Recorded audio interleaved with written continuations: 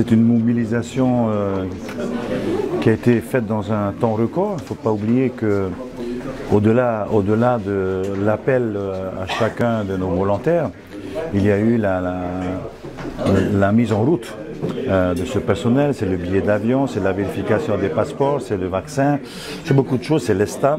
C'est la preuve que la solidarité reste encore une valeur vivante dans notre pays.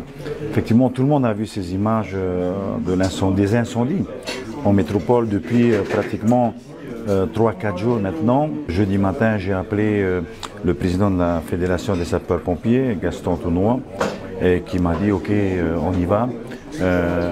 Nous nous sommes effectivement rendus compte et nous sommes sensibilisés sur les besoins aujourd'hui de la métropole en matière d'hommes.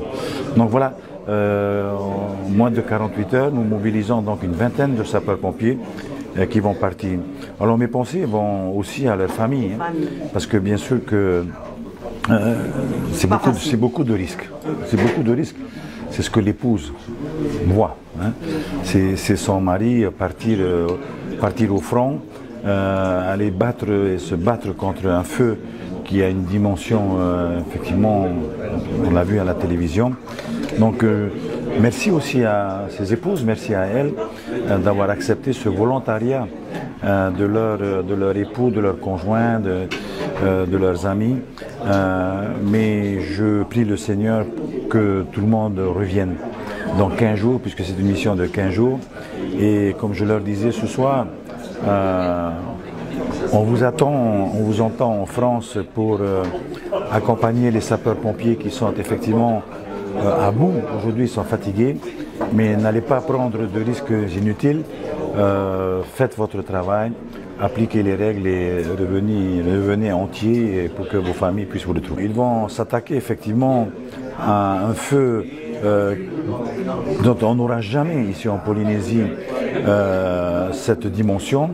Et donc, comme on leur a dit hier matin, que ce voyage leur serve aussi de voyage formateur pour, sur le terrain, voir comment se déploient les hommes, comment se mobilisent les moyens matériels. Donc il y a effectivement derrière ce geste de solidarité, il y a aussi cette expérience extraordinaire que vont vivre nos sapeurs-pompiers pendant ces 15 jours. Président, vous vous attendiez un petit peu au message du président Macron après votre décision d'envoyer des renforts polynésiens?